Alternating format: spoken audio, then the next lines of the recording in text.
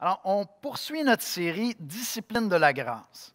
Discipline de la grâce parce qu'on a besoin d'aller puiser en Dieu quotidiennement, à chaque semaine. On a besoin de revenir à la grâce et Dieu nous a donné des moyens. Des fois, on va appeler ça des moyens de la grâce. Dieu nous a donné des moyens pour aller quotidiennement chercher ces grâces-là. Et tout ça se fait dans l'idée d'apprendre à marcher en 2021 selon l'Esprit de Dieu. L'apôtre Paul va opposer l'idée de marcher par l'Esprit, puis marcher par la chair, par notre vieux style de vie, notre vieille manière de vivre, nos vieux réflexes avant de connaître Jésus-Christ. Nous apprenons à marcher par la puissance de l'Esprit Saint qui habite en nous. On a vu ensemble que simplement la discipline d'ouvrir les Écritures, d'ouvrir la Bible quotidiennement, prendre un temps avec le Seigneur dans les Écritures, c'est une des belles disciplines de la grâce où Dieu veut renouveler ses grâces pour moi, charger ma batterie vraiment dans la grâce de Dieu. Ensuite de ça, on a parlé d'aller dans le lieu secret, aller dans la prière. Oui, des prières ensemble, oui, des prières en Église, mais aller seul là où mon Père m'attend tous les jours pour me rencontrer, pour venir me remplir de sa grâce. Ça, c'est la vie de prière. Ensuite de ça, on a parlé des symboles. Quels sont les symboles que Dieu a donnés à l'Église? Bien, le baptême, qui est vraiment le symbole par excellence, qui manifeste le fait qu'on est unis à Jésus-Christ. On est baptisé en Jésus-Christ. Nous sommes unis avec lui et c'est là qu'on trouve la grâce. Donc, lorsqu'on se fait baptiser, on est en train d'exprimer devant toute l'Église que nous aussi, nous sommes unis à présent à Jésus-Christ. Et ensuite de ça, qu'est-ce qu'on fait une fois qu'on a été baptisé? Régulièrement avec l'Église en temps normal, régulièrement, on prend ensemble le repas du Seigneur qui nous rappelle l'œuvre de Christ et notre identité en lui. C'est vraiment à ça que ça sert. Ça nous ramène là. Ça nous ramène au centre, ça nous ramène à l'Évangile constamment et on le fait ensemble en Église. Donc, normalement, on prendrait le repas du Seigneur ce matin, mais comme on n'est pas réunis en Église, on préfère attendre un peu. On avait recommencé à le faire lorsqu'on était dans des groupes de 25 parce qu'on voit vraiment que c'est quelque chose qui rappelle aussi notre unité en Jésus-Christ ensemble. Maintenant, ce matin, on va aller parler de la communion fraternelle. On s'en va dans le livre des Actes. Et le livre des Actes, je ne sais pas si vous êtes familier avec l'Évangile de Luc et le livre des Actes, c'est comme le tome 1, le tome 2 des œuvres de l'Esprit. Dans l'Évangile de Luc, à quelque part, Luc, un des sujets principaux, c'est qu'il est en train de nous démontrer que tout ce que Christ a fait, il l'a fait par la puissance de l'Esprit. Ensuite, Jésus meurt sur la croix, ressuscite d'entre les morts, monte auprès du Père. Le livre des Actes arrive. Et à travers tout le livre des Actes, on va voir cette même puissance de l'Esprit se manifester à travers l'Église. Les premières Églises, pendant des années, on va voir comment l'Esprit est en train de réaliser, par ce même Esprit, cette même puissance, il est en train de réaliser ça à travers l'Église.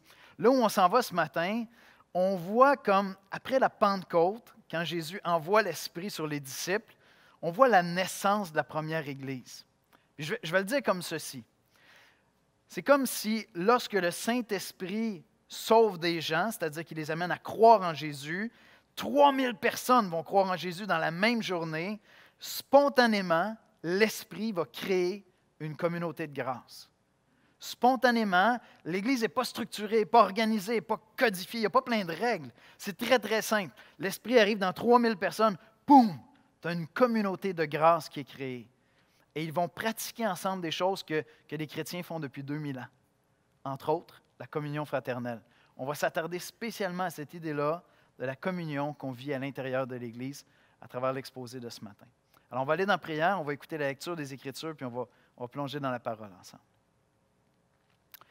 Seigneur Jésus, on vient dans ta présence ce matin. Dans ta présence parce que ton esprit est en nous, mais aussi parce que l'Église, même à travers le web, est réunie pour te célébrer. Seigneur, on languit après le jour où on sera avec toi dans ta présence pour l'éternité. Et comme si c'était une manière de souligner cette attente, on languit après le temps d'être juste réunis en l'Église, physiquement ici. Mais Seigneur, on sait que tu es avec nous. Nous savons que tu es ici avec nous parce que tu es en nous. Seigneur Jésus, je te prie de nous parler de cette communion que nous avons avec toi et que nous avons les uns avec les autres à cause de toi, parce que nous sommes en toi, Seigneur. Viens nous faire grandir dans cette discipline de la grâce, de vraiment fréquenter l'Église locale, de vraiment participer à la communion fraternelle dans l'Église locale. Et donne-nous, Seigneur, je te le demande, d'être créatifs dans les circonstances pour nous assurer de rester en communion les uns avec les autres. C'est dans le précieux nom de Jésus-Christ qu'on prie. Amen. On va écouter la lecture de la parole de Dieu. Bonjour. Alors, la lecture est dans Actes au chapitre 2, les versets 41 à 47 dans la nouvelle édition de Genève. Actes 2, 41 à 47. Ceux qui acceptèrent sa parole furent baptisés. Et, en ce jour-là, le nombre des disciples augmenta d'environ 3000 âmes. Ils persévéraient dans l'enseignement des apôtres, dans la communion fraternelle, dans la fraction du pain et dans les prières. La crainte s'emparait de chacun, et il se faisait beaucoup de prodiges et de miracles par les apôtres. Tous ceux qui croyaient étaient dans le même lieu, et ils avaient tout en commun. Ils vendaient leurs propriétés et leurs biens, et ils en partageaient le produit entre tous, selon les besoins de chacun. Ils étaient chaque jour tous ensemble, assidus au temple. Ils rompaient le pain dans les maisons et prenaient leur nourriture avec joie et simplicité de cœur, louant Dieu et trouvant grâce auprès de tout le peuple. Et le Seigneur ajoutait chaque jour à l'Église ceux qui étaient sauvés. Merci Esther. Comme je le mentionnais, c'est comme si, c'est pas comme si, c'est exactement ça qui se passe. Le Saint-Esprit a généré spontanément une nouvelle communauté. Il y a un nouveau peuple qui est créé par l'Esprit Saint. Jésus envoie son esprit sur les disciples. Ils se mettent à prêcher la parole. 3000 personnes croient dans l'Évangile de Jésus-Christ. C'est comme résumé en disant ce jour-là, je ne sais pas s'ils ont baptisé 3000 personnes en une journée, mais ce qu'on voit ensuite, c'est comme un récit, un témoignage. Le livre des Actes, c'est un témoignage rendu à l'œuvre de l'Esprit à travers l'Église, au tout début, les premières Églises. Et spontanément, ce que cette communauté de grâce-là va faire, qui n'est pas parfaite, on va le découvrir très, très vite, mais spontanément, qu'est-ce qu'ils vont faire?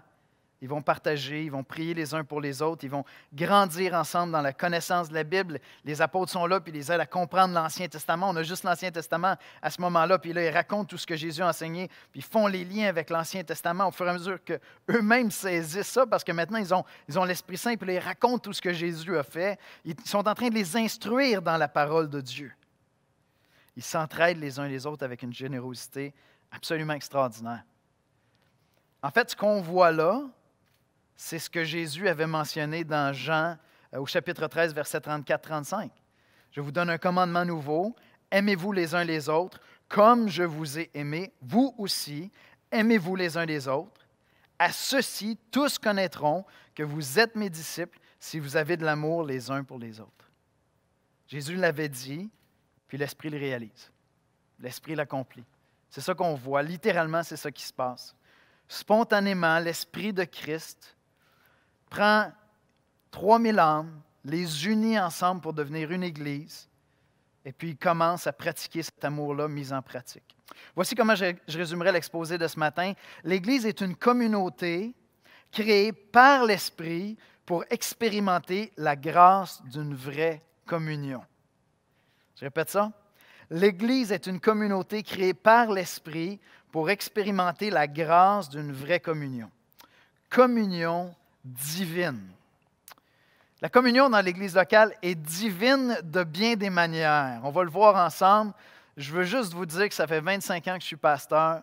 Je suis très réaliste. Je sais c'est quoi l'Église locale. Et pourtant, je crois vraiment que la Bible est en train de me dire ça ici. Je le crois profondément, puis je l'expérimente régulièrement comme une grâce incroyable.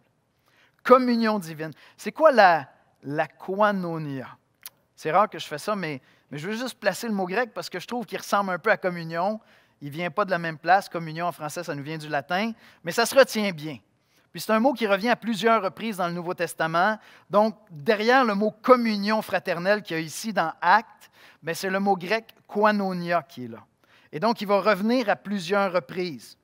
Il persévérait dans l'enseignement des apôtres, dans la communion fraternelle, koinonia, dans la fraction du pain, dans les prières. Au verset 44, tous ceux qui croyaient étaient dans un même lieu Ils avaient tout en koinonia, en commun.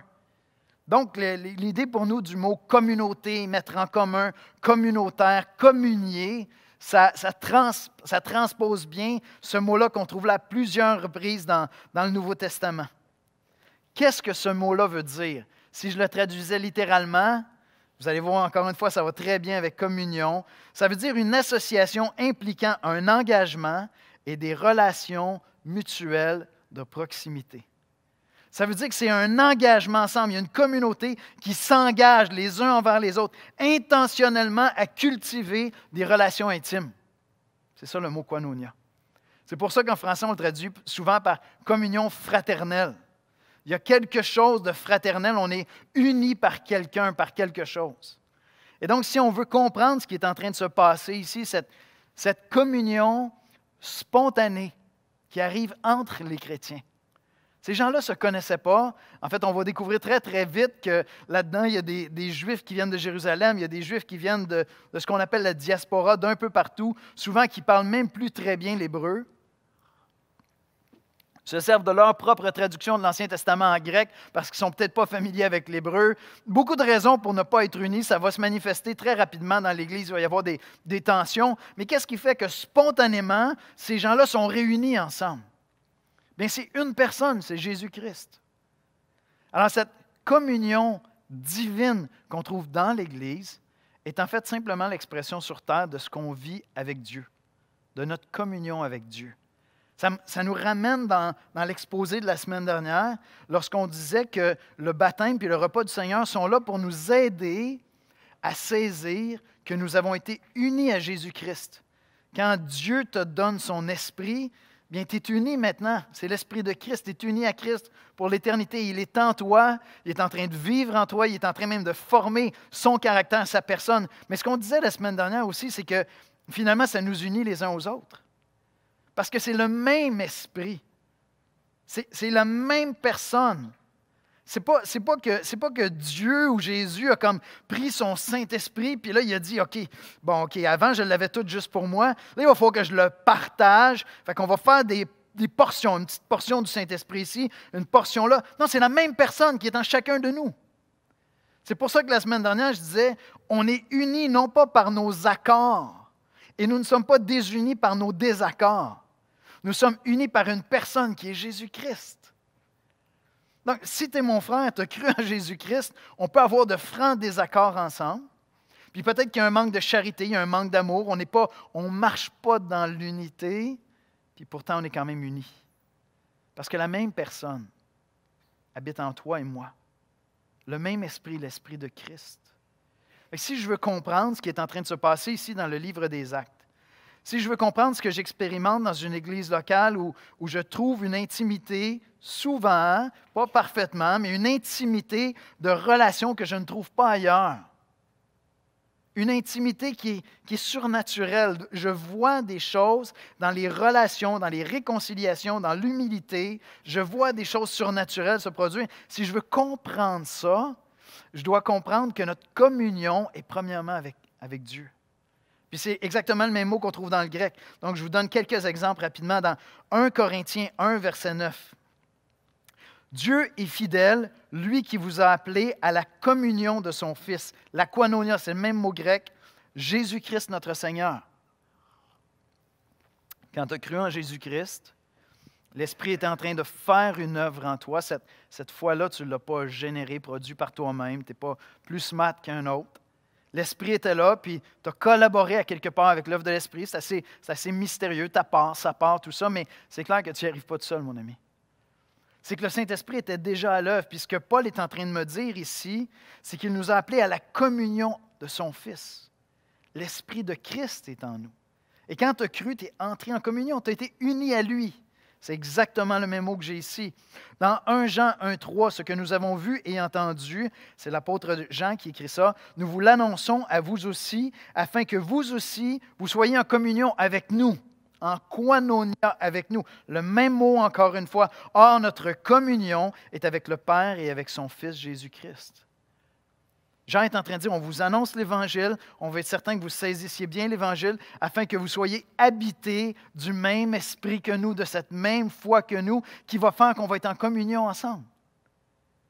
Et donc, à quelque part, ma communion avec Dieu est l'assurance que je suis en communion avec l'Église. J'ai été joint par l'Esprit de Christ en communion avec l'Église. J'ai été joint à ce miracle-là d'une communauté de grâce parce que je suis en communion avec Dieu. Et je vais aller aussi loin que de dire que quelqu'un qui, à cause des expériences qu'il a vécues dans l'Église, parfois par sa faute, parfois par la faute d'autres dans l'Église, se tient loin de toute communion avec une Église, c'est impossible de prétendre. C'est impossible de prétendre, nous dit Jacques, que ta communion va bien avec Dieu. C'est impossible. Il peut y avoir des raisons qui font qu'on n'est pas proche de l'Église, des raisons physiques. La maladie, il peut y avoir un paquet de raisons. Mais volontairement me tenir loin de l'Église parce que quelque part, je dis, regarde, était belle l'Église dans Acte 2, là, mais continue à lire, mon Yannick, là, va-t'en lire Corinthiens. Écoute, non, tu sais, c'est beau. Dieu puis moi, on est bien ensemble. Le problème, c'est que ce n'est pas ça que Dieu veut faire. Fait que si tu es bien avec Dieu, mais que tu vas contre la volonté de l'Esprit qui te joint à une communauté de grâce, où ça va se manifester, c'est là que ça va devenir très tangible. C'est faux. Tu te bernes toi-même, tu te trompes toi-même. Je suis désolé de te dire ça. Peut-être que tu as eu une expérience tellement poche de l'Église que tu te dis, écoute, moi je ne retourne pas dans cette affaire-là, c'est pas vrai. Je suis désolé de te le dire, mais tu te racontes des histoires si tu penses que tout est cool avec Dieu, puis c'est pas cool avec son Église. Et c'est pas parce que tout va être facile, c'est pas ça que je suis en train de dire.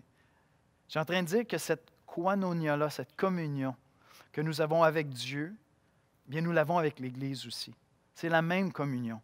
L'Esprit produit cette unité avec Dieu et cette unité avec son Église. Et je sais que je suis chrétien.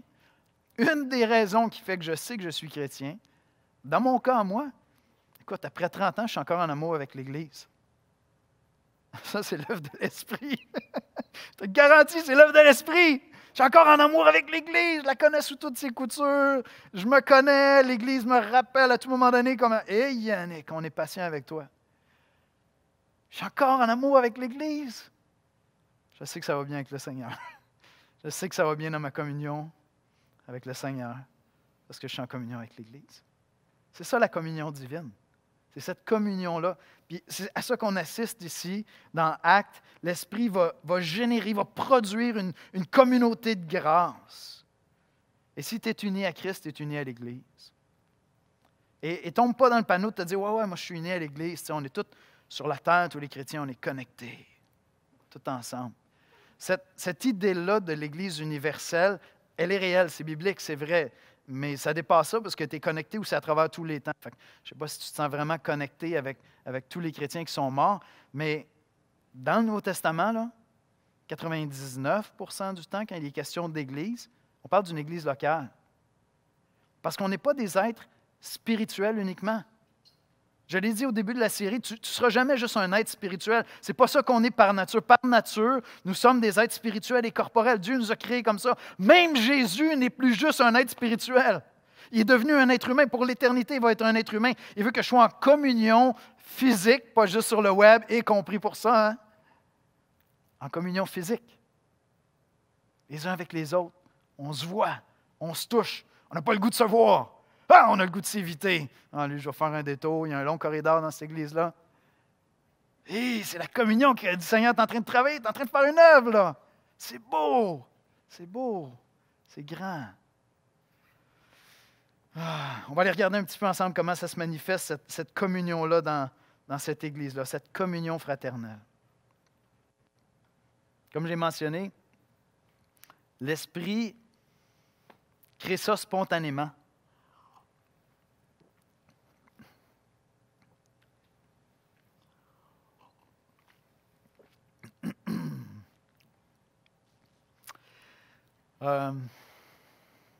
L'Église n'est pas organisée.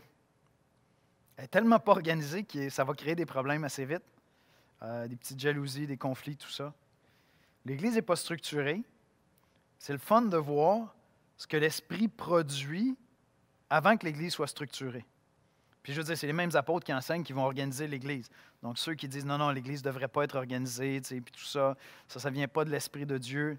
Mais encore une fois, tu te bernes, tu te racontes des histoires. L'Église doit être organisée, c'est clair. Mais elle n'est pas encore. Elle est très, très jeune. Les apôtres sont en train de se démener là-dedans et essayer de comprendre. Jésus est parti, il a envoyé son esprit, il a dit, les gars, vous allez faire des choses, là. Vous allez faire des affaires incroyables, ça va être beau. Puis ils sont perdus là-dedans, mais l'esprit est déjà à l'œuvre.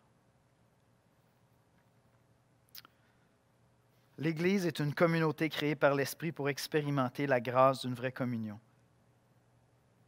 J'aime David Peterson, un commentateur biblique, qui dit « Acte 2 se termine avec un portrait de la première Église chrétienne, suggérant que le don de l'Esprit a mis au monde une communauté dans laquelle se réalisent les aspirations humaines.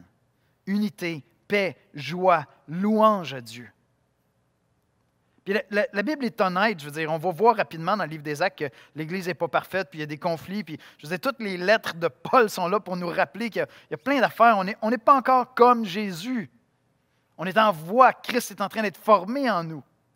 Mais j'aime ça, cette phrase-là, de dire que c'est comme si l'Esprit est en train de nous dire, regardez ce que je mets au monde, regardez ce qui naît, c'est là que vous allez voir les aspirations profondes de l'être humain. Nos aspirations profondes, c'est quoi? C'est de vivre en harmonie, c'est de s'aimer, c'est de voir quelqu'un qui est dans le besoin, d'aller l'aider, c'est d'être à l'écoute les uns des autres, de glorifier Dieu ensemble, puis vraiment de manifester la beauté de Dieu dans nos rapports humains. Puis c'est comme si l'Esprit est en train de dire, regardez, c'est l'Église. C'est ça, c'est là que ça se passe, c'est dans l'Église. L'Église, une communauté de grâce. Ils persévéraient dans l'enseignement des apôtres, la communion fraternelle, la fraction du pain.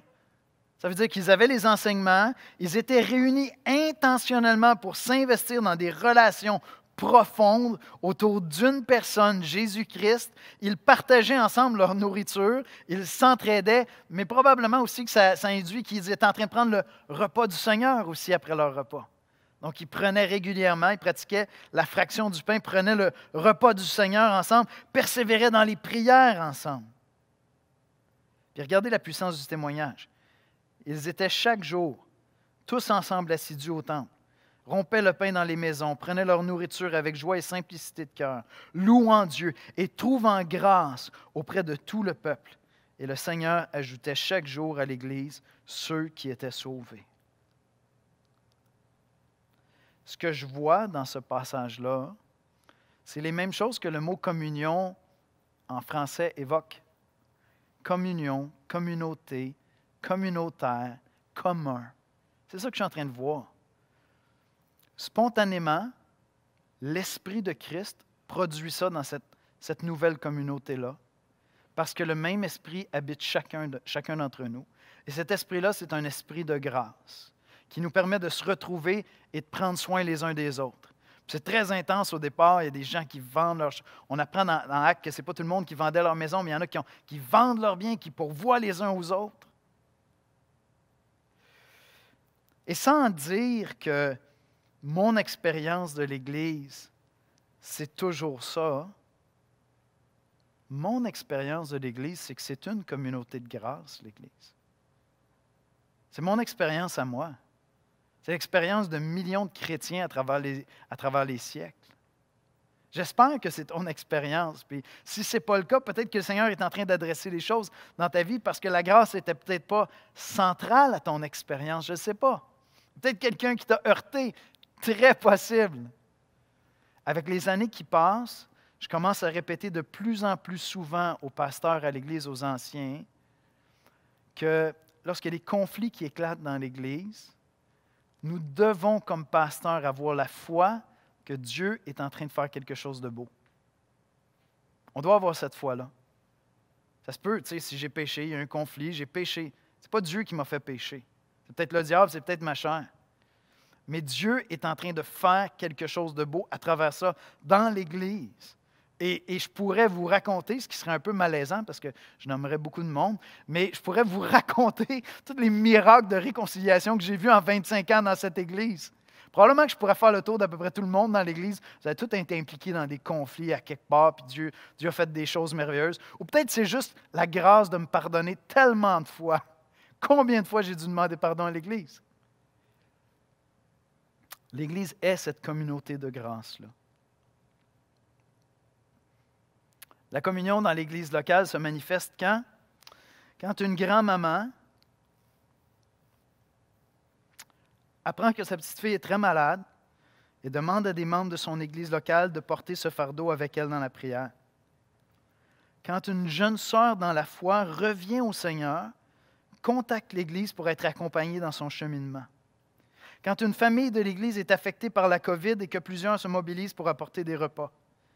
Quand un couple est en péril et qu'il trouve dans l'Église du support, de la patience et de l'amour pour les aider.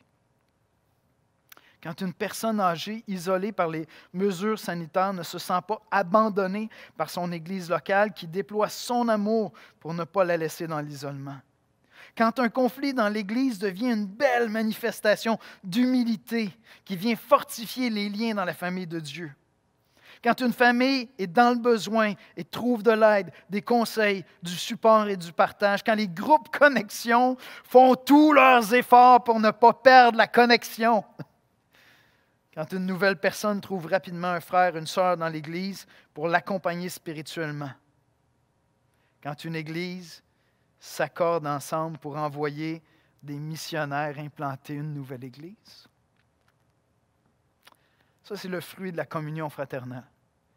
Parce qu'on est ensemble autour d'une personne, mais unis par une personne qui habite en nous. On n'est pas simplement en train de suivre Jésus, on est en train de le laisser nous guider, et c'est la même personne qui nous habite, chacun d'entre nous.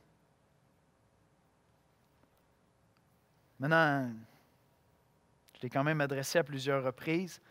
Votre expérience de l'Église locale n'est peut-être pas celle-là. Puis peut-être que vous vous dites, mais Yannick, c'est utopique ton histoire.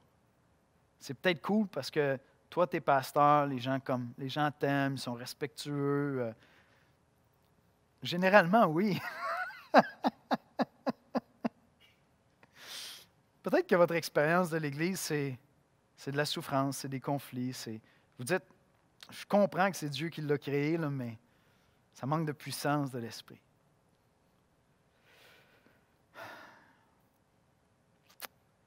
La série a commencé avec Marcher selon l'Esprit. Marcher selon l'Esprit, je vais tweaker un petit peu, je vais reformuler ça un petit peu, ce verset-là, en prenant un autre de Paul. Marchez selon l'Esprit et vous ne vous mordrez pas les uns les autres. 2 versets de Paul. Marchez selon l'Esprit et vous ne vous mordrez pas les uns les autres. Dans Galates 5,15, Paul dit, mais si vous vous mordez, c'est tellement bizarre qu'il y ait ça dans la Bible, mais si vous vous mordez, par la grâce de Dieu, je n'ai pas eu à séparer 2 frères qui sont en train de se mordre les uns les autres. Merci Seigneur. Mais si vous vous mordez et vous dévorez les uns les autres, prenez garde que vous ne soyez pas détruits les uns par les autres. Galates 5,16. Je dis donc, marchez selon l'Esprit et vous n'accomplirez pas les désirs de la chair. Je vais inviter les musiciens à venir me rejoindre à l'avant. L'Église est vraiment une communauté de grâce que l'Esprit crée pour qu'on puisse expérimenter la grâce de la communion fraternelle. Maintenant, à travers cette expérience-là, il va y avoir des bons, des mauvais jours, des moments plus difficiles, parce que comme Église, comme communauté, nous sommes en train d'apprendre à marcher selon l'Esprit, non selon la chair. Puis donc, il y a un moment où je vais m'échapper, puis je vais réagir, je vais tenir un propos, je vais avoir une réaction, je vais avoir un comportement selon la chair, plutôt que selon l'Esprit, selon mes vieilles habitudes de vivre, selon mon vieux style de vie, puis je vais te heurter. Je vais te faire du mal, littéralement. Puis avec l'aide de Dieu, tu vas être gracieux, tu vas être gracieuse, puis on va régler ça ensemble, puis je vais te demander pardon. À quelque part, l'Esprit de Christ qui t'habite et m'habite est en train de former Christ en moi et en toi. Je l'ai déjà cité à quelques reprises à l'Église ici, mais j'aime tellement cette idée de Kevin DeYoung. Il dit « Ta résistance à ta sanctification et ma bénédiction. J'essaierai de démêler ça. L'Esprit est en train de te sanctifier, est en train de former Christ en toi. C'est ça la sanctification. Et bien, lorsque tu résistes à ça, il y a des conséquences souvent pour les gens autour de toi, parce que ça veut dire qu'il y a un péché qui vient avec ça. C'est une bénédiction pour les frères et sœurs dans l'Église, parce que Dieu est en train de les former eux autres à travers ta faiblesse à toi. Et donc, ta résistance à ta sanctification est ma bénédiction, parce que l'Évangile est au milieu de nous. Et donc, on est ensemble en Église pour apprendre à marcher selon l'Esprit. Dans cette série sur les disciplines de la grâce, je pense que je peux dire ça. La discipline la plus importante, c'est celle d'être en communion avec une Église locale. Celle de participer régulièrement à cette communion fraternelle avec l'Église locale sous toutes ses formes, en pandémie ou non, en mesures sanitaires ou non, à travers des rassemblements du dimanche ou pendant la semaine, à travers un coup de fil, en allant prendre une marche avec une personne seule. Peu importe, on s'adapte. Mais cette discipline de la grâce, d'être en communion régulière avec une Église locale, je pense, est la plus importante de toutes les disciplines de la grâce. Parce que c'est de là que va découler ma croissance dans la parole de Dieu. C'est de là que va découler ma croissance dans ma vie de prière. C'est de là que va découler même la pratique des symboles. C'est là que je vais grandir dans cette communion-là. Et donc, mon appel, mon invitation ce matin, c'est reconnecte avec l'Église si tu t'es éloigné avec les mesures sanitaires. On doit pratiquer la distanciation, soit. Il y a d'autres manières de rester en communion les uns avec les autres. Là, on a la liberté, merci Seigneur, on a la liberté d'avoir des groupes de 10 à l'Église. On va s'organiser, il va y en avoir plusieurs. Tu vas être invité à venir reconnecter. Peut-être que c'est tout simplement les groupes connexion qui vont se brancher via Zoom. Mais je sens, je pense que c'est vrai bien au-delà de l'Église, je sens qu'actuellement, le Québec, on est comme sonné. J'aime la boxe, je m'en confesse. Mais le joueur est au plancher. On se demande s'il va se relever. Puis on le sent dans nos rapports ensemble. On suit les mesures, on s'applique. Ceux qui doivent prendre les décisions sont difficiles. On s'applique à suivre les mesures. Mais à quelque part dans nos rapports humains, on est comme « Oh! Encore! Encore! » On est perdu.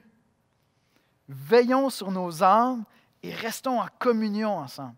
Et si tu n'es pas en communion avec une Église locale, si tu es de Longueuil ici, tu veux découvrir l'Église locale, entre en contact avec nous. On va chercher à t'accompagner dans la mesure du possible, à travers les mesures actuelles. On va chercher à t'accompagner pour que tu puisses entrer dans cette communion-là. Et si tu ne connais pas encore personnellement Jésus-Christ, peut-être que tu n'es pas uni à Christ, on va te raconter l'Évangile, la bonne nouvelle de ce que Jésus a fait pour toi et moi, afin que tu puisses entrer dans cette communion avec Dieu et avec son Église. On va aller dans la prière ensemble. Seigneur Jésus, je veux t'adorer parce que tu es notre Seigneur et parce que tu nous as donné ton esprit qui est en nous. Si nous sommes unis, Seigneur Jésus, c'est parce que tu nous habites chacun d'entre nous. Et ce qu'on voit ici dans Acte 2 se produire spontanément, ce n'est pas un accident.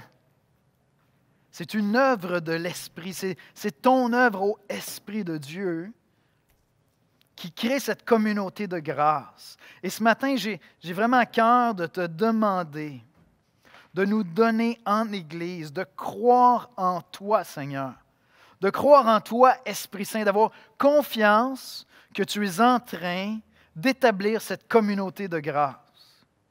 Là où on peut expérimenter la grâce de la communion. Et Seigneur, je pense à ceux qui se sont éloignés de l'Église, parfois parce qu'il y a eu des moments difficiles dans l'Église, parfois simplement par paresse, parce que ça fait l'affaire de l'ennemi de nos âmes, de nous éloigner à quelque part de l'Église. Seigneur, je te prie de les ramener dans cette communion de l'Église locale, Seigneur. Et je te prie pour ceux qui ne sont pas de cette assemblée, qui nous suivent peut-être sur le web et qui n'ont pas une Église locale. Je te prie, Seigneur, de leur donner cette semaine de passer à l'action, d'entrer en contact avec une église locale. Ils vont pouvoir grandir dans l'enseignement des apôtres, pratiquer la fraction du pain, partager ensemble, prier ensemble, Seigneur. Et je te prie, Seigneur, pour ceux qui ne te connaissent peut-être pas encore, mais qui te cherchent, il y a une œuvre à quelque part où l'Esprit est en train de les attirer à toi, Seigneur. Viens, Seigneur, leur faire connaître l'Évangile de Jésus-Christ, afin qu'ils soient en communion avec toi et avec nous, Seigneur. C'est en Jésus que nous prions. Amen.